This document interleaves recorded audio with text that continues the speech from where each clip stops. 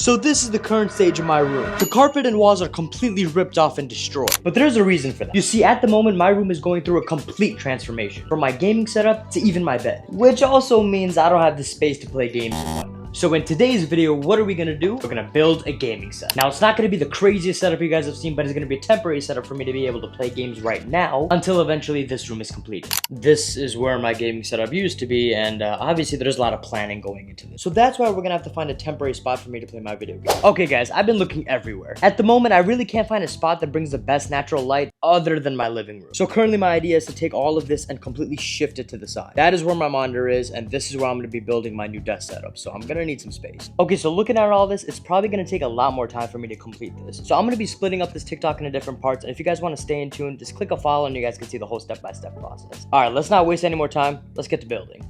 All right, I've never actually built a setup because all the stuff I had was just from IKEA.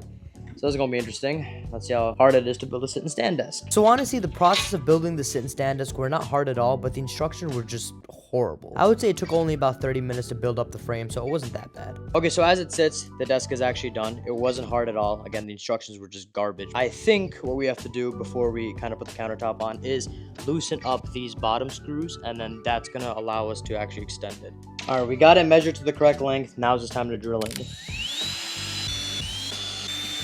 After the countertop was drilled to the back of the legs, we installed the controller and connected all the cables, and the desk was pretty much done. All right, guys, so currently this is the sitting level. We have it at 1. My preset is 2 for standing. So if I do click 2, it will raise up to the amount. Mainly, obviously, when it comes to gaming, we're going to be keeping it at 1.